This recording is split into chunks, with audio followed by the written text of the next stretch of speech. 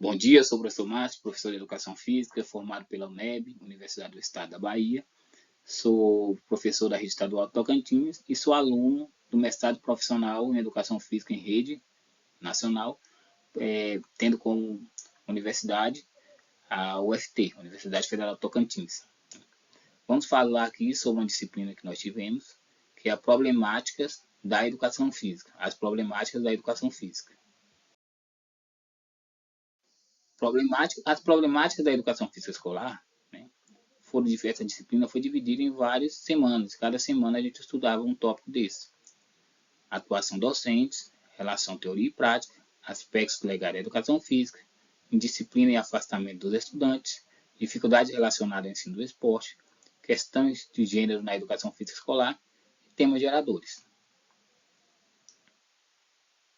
Atuações docentes da primeira semana foram divididas em práticas tradicionais, práticas inovadoras e abandono do trabalho docente. Nas práticas tradicionais, né, o professor ele tinha um trabalho voltado principalmente com aprender, com fazer. Né? Então, ele trabalhava os esportes de forma técnica, né, tática do esporte, não se conectando aos problemas maiores relacionados à questão social, né, histórica desse esporte. Eles resumiam as questões técnicas. O professor que dava essas aulas, ele tinha, né, era escolhido conforme as suas habilidades técnicas do esporte. Não tinha uma preocupação, né, com as questões pedagógicas desse professor, com a formação pedagógica desse professor. Tendo essa realidade aqui, né, a educação física se abstendo das questões sociais, né, das questões culturais, trabalhando apenas com os esportes tradicionais americanos e norte-americanos, né, e europeus, surge as práticas inovadoras, surge um movimento que dá origem às práticas inovadoras. Esse movimento ele busca trabalhar com o esporte de uma forma diferenciada, de uma forma cultural. Né? Ele busca incluir atividades corporais, né, locais. Então ele coloca como elemento de trabalho a cultura corporal. E dentro da cultura corporal entra outras atividades que não cabiam aqui. Por exemplo, as danças, as brincadeiras. Por exemplo, podemos citar no Tocantins a súcia, né? Tem como fundamento essas práticas inovadoras, a súcia, a capoeira, a congada. Então, aquelas culturas, né, das comunidades na quais estavam distantes das aulas de educação física passam a pertencer a partir das práticas inovadoras, da contestação desses pesquisadores, né, que eles acreditavam que a educação física não deveria se resumir apenas aos esportes tradicionais, apenas ao fazer as práticas. Dessa mudança para cá, práticas tradicionais e práticas inovadoras surgem, né? Também alguns professores não conseguem fazer essa dinamização, sair das práticas tradicionais para práticas inovadoras. Né? E sentem dificuldade em estar deixando essas práticas tradicionais para práticas inovadoras. É importante a gente saber também que hoje existem ainda profissionais que trabalham com práticas tradicionais. Não quer dizer que ela acabou, ela ainda existe. Né? Existem professores que conseguem trabalhar com as práticas inovadoras também. E outros que não conseguem. E aqui nós vamos falar do abandono do trabalho docente. O abandono do trabalho docente consiste naquele professor que não investe pedagogicamente no seu ensinar, nas aulas de educação física, ou seja, ele se torna apenas um administrador dos materiais desportivos. Muitas vezes ele fornece a bola de vôlei para as meninas e a bola de futsal para os meninos e se isenta daquele espaço, daquela intervenção. Os alunos que se organizam os times, que se organizam quem vai jogar, quem não vai jogar, né? E o professor muitas vezes até ele sai, deixa os meninos lá e os meninos, muitos ficam na arquibancada também, não participam dessas aulas. E esse é uma realidade que infelizmente faz parte de muitas práticas nas escolas. Agora, o abandono do trabalho docente ele é levado por várias questões, não só questão pessoal do professor, mas existem fatores que contribuem para esse afastamento desse abandono do trabalho docente. Como podemos fazer lá? Condições de trabalho. Né? Às vezes as condições de trabalho não favorecem com que o professor faça uma prática diferenciada. Às vezes não tem quadra, não tem material, não tem bola, não tem, né? Então isso não quer dizer que o professor que justifica a atuação desse professor de abandono do trabalho docente. Porém, são situações que favorecem, né, para esse ocorrimento. Transformação da área. Muitos professores não conseguiram fazer esse percurso aqui também, não. E porque eles tinham domínio disso aqui, das práticas tradicionais. E nessas práticas inovadoras, eles se sentem que tiraram o chão dele. Né? Foi tirado o chão deles. E eles acabam não conseguindo ir habitando esse espaço aqui. Né? Alguns. A cultura escolar e do professor também, a depender como esse professor, né, foi, ele absorveu a educação física enquanto aluno, a depender da sua formação também influencia nas práticas desse professor. A cultura da escola também, a cultura da escola favorece também, às vezes o professor vai ter fazendo as práticas inovadoras e essa prática inovadoras também não é bem vista pela escola, então a cultura escolar também interfere nisso aí. É a disposição social do professor para estar mudando, estar transformando. Tem professores que quando vê uma mudança, ele quer estar lá, quer estudar, quer mudar, quer sempre buscando inovações. Né? Então, essa disposição social do professor para a mudança também, ele favorece para que o professor ele consiga, né, ter práticas inovadoras, né, e saia dessa situação de abandono do trabalho docente. Aqui nós temos também relação teoria e prática. Modelo tradicional, modelo renovador crítico. No modelo tradicional, valoriza-se muito o fazer, as práticas do fazer, como aqui práticas tradicionais, né? Os jogos, as brincadeiras, geralmente está aqui o quarteto fantástico, voleibol, basquetebol, handebol, futsal. Então aqui não há uma reflexão, não há um pensamento reflexivo, uma discussão, uma problematização dos esportes. Ele é apenas uma atividade prática. Né? E já no modelo renovador crítico, não há uma problematização das questões. Né? O conteúdo da educação física vai além do fazer, o saber sobre esse fazer. A intervenção do professor, do aluno, o aluno traz o conhecimento, né? Diferentes perspectivas do esporte, social, cultural, né? Preconceitos, mulher. Então, são questões que trabalhado dentro da aula de educação, inclusão, que nesse modelo tradicional não havia espaço. Aspectos legais da educação física. Temos a lei 1961, 1971, 9394/96 e lei 10.193/03.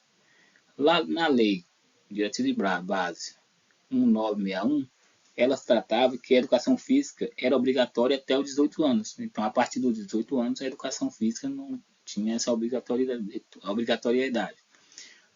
Em 1971, a lei de 1971 coloca que a educação física, né, ela deixa de ser obrigatória aos maiores de 30 anos, né, pessoas que trabalham mais de 6 horas, né, trabalha mais de 6 horas é dispensado das aulas de educação física. O que presta um serviço militar também é dispensado. Então, aí mostra que a educação física era bastante voltada mercadológica. Quer dizer, o aluno que trabalhasse era dispensado. De 30 anos também, porque acredita-se que também esse aluno já está no mercado de trabalho. Então, você percebe que a educação física de 1961 e 1971 era bastante prática. Porque se entendesse a educação física enquanto saber sobre isso fazer, não dispensaria, porque esse aluno deixaria de aprender um conteúdo além do movimento prático. Mas aí aqui com a lei 9394, né, 96, diretrizes básicas, a educação física passa além, ela se transforma além desse fazer. Além do fazer, ela passa a se direcionar ao saber sobre esse fazer, que é a educação física entendida enquanto cultura corporal. Então, quando ela passa a ser entendida enquanto cultura corporal, começa a absorver vários conhecimentos, né? Não só ligados aos esportes como anteriormente.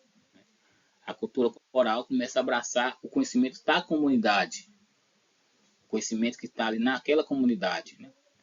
O conhecimento da comunidade é transformado em conteúdos, né, a serem trabalhados na educação física. E esse conteúdo e essa lei de diretrizes básicas, ela foi muito importante, porém ela deixou ainda, né, deixou uma brecha quando ela coloca que o ensino noturno não é obrigatoriedade das aulas de educação física no ensino noturno. E quando ela coloca isso aí grande parte do ensino noturno não oferecia uma aula de educação física.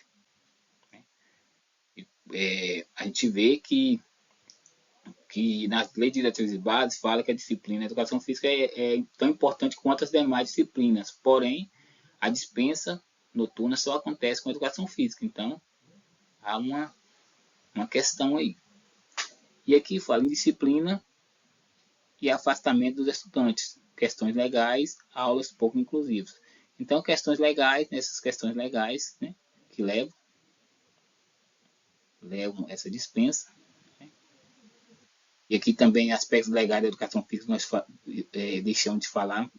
Vamos falar aqui também dessa aqui que acabei passando, mas essa lei aqui, ó, 10.193/03, né, que ela traz também, né, a dispensa dos alunos, como a lei de 1971 aqui, ó, ela traz a dispensa dos alunos que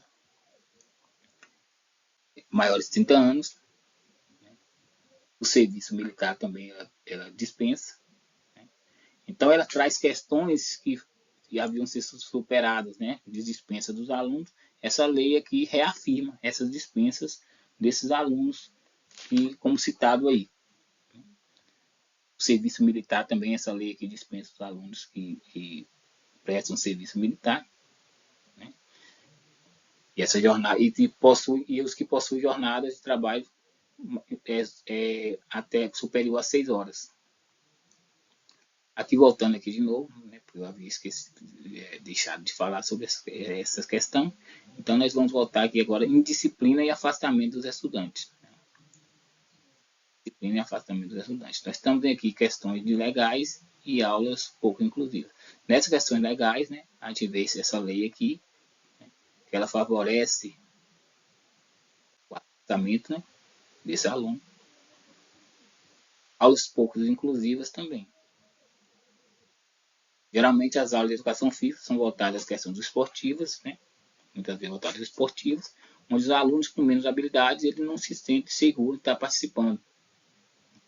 Ele não se sente seguro. E o professor não promove uma metodologia na qual esse aluno inclua esse aluno, ou essa aluna também, que muitas vezes elas são excluídas das aulas de educação física. Então é importante que o professor trabalhe com a educação física, né? Pensando nessa inclusão. Então é necessário que o professor saia das aulas de educação física, saia daquela dimensão somente procedimental. Saia daquela questão apenas práticas, né? E comece a discutir por que as meninas não participam, né? Porque as meninas às vezes apresentam menos habilidades que os meninos, a importância dessas meninas estar participando, dos meninos que têm menos habilidades, né? Para aprender a conviver, né, com essas diferenças. Porque muitos alunos, eles se sentem, né, envergonhados de estar praticando por conta de que ter poucas habilidades, ter desenvolvido poucas habilidades, né, práticas durante sua vida. E essas questões legais também, que é muito comum, né, ver muitos alunos pedirem dispensa das aulas de educação física, com atestado médico, né. Os pais vão também pedir a dispensa dos alunos, porque os pais também entendem que a educação física não é um conteúdo tão importante para esse aluno. Porque se ele achasse que era importante, ele não iria pedir a dispensa, assim como faz das demais disciplinas. Aqui a gente vê dificuldades relacionadas ao ensino do esporte. Esporte na escola, né? Esporte da escola. Vamos diferenciar esses esportes, né? O esporte na escola, né, é aquele esporte que é um esporte transposto da rua para a escola. Ou seja, esse esporte na escola não há uma diferenciação dos esportes que é encontrado na rua com o esporte que pulou o muro da escola. Na verdade, nem entrou, esse aí pulou, porque ele não se transformou. Para ele entrar no muro da escola, é preciso que ele se transforme. É necessário que ele se torne o esporte da escola. Então, esse esporte na escola, ele é excludente, né? Ele carrega vários estereótipos, né? vencer a qualquer custo. Então, ele não trabalha as questões sociais, respeito. Como a gente vai ver na rua, por exemplo, esporte na rua, a gente vê os times, né? Há questões que eles trabalham no esporte lá, como vencer a qualquer custo, né? Não se preocupar com o outro, né? A cooperatividade, não se preocupar com a cooperatividade, são questões que acontecem no esporte fora da escola, que não são admissíveis que é dentro do espaço escolar. Então esse esporte da rua, né, ele não pode se apresentar dentro do espaço escolar como esporte na escola. Ele tem que ser um esporte da escola. Qual é a diferença do esporte na escola para o esporte da escola? O esporte na escola é aquele esporte, é uma extensão do esporte que tem na rua. E já o esporte da escola é um esporte transformado, na qual visa desenvolver no aluno as habilidades, mas também as questões de respeito, né, cooperatividade, né, saber trabalhar em grupo. Né, são questões que somam. Né, e o esporte da escola, ele trabalha de uma forma reflexiva, ele pensa o esporte, as questões culturais do esporte, o porquê que o esporte se apresenta de uma forma diferenciada de um lugar do espaço para o outro, porque pessoas têm oportunidades diferentes de ter o contato com esse esporte. Então, várias questões, né, sobre o saber, sobre esse fazer, que são desenvolvidas no esporte da escola e que seriam excluídas no esporte na escola, certo? Então, nós vamos ver aqui questões de gênero na educação física escolar. Diferente valorização da diversidade de gêneros no esporte e aula. Né? Então, a gente vê que os esportes, né, eles tendem os meninos a se conectarem ao futsal, geralmente ao futsal, e as meninas, muitas vezes, ao voleibol, como se o esporte tivesse um gênero. Né? Não, como se o futsal fosse de meninos e o voleibol fosse de meninas. A gente sabe que a questão de gênero é uma questão cultural, muitas pessoas com uma construção cultural histórica, na qual o que é considerado do gênero hoje, né, masculino ou feminino, é diferente do de ontem e vai ser diferente do amanhã. E é necessário que a gente faça essas discussões sobre questões do gênero dentro da escola, porque muitas vezes as meninas são excluídas do processo das aulas de educação física, por apresentarem, muitas vezes, menos habilidades que os meninos. É importante que a gente discuta como se dá essa construção de afastamento dessas meninas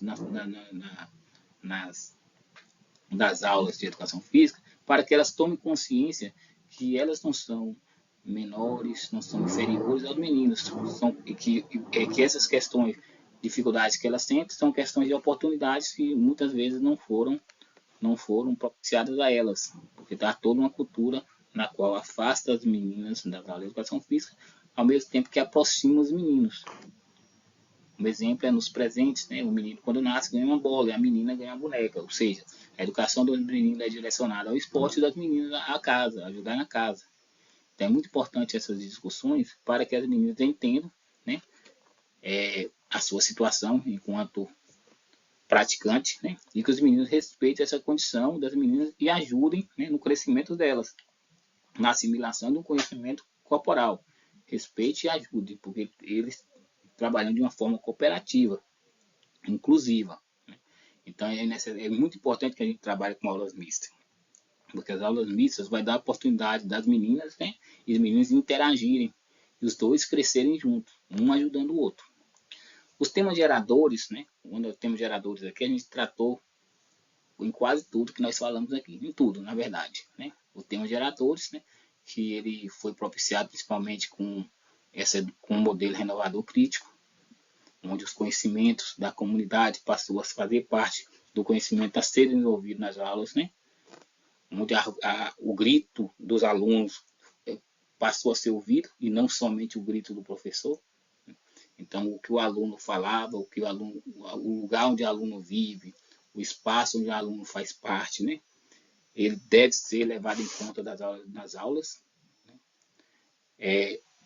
Trabalha também com conhecimento de forma interdisciplinar, não estanques, por exemplo, na modelo tradicional, trabalhar sobre futebol, futebol. Não trabalha de forma interdisciplinar, porque o futebol ele não é apenas uma prática, ele tem toda uma conexão.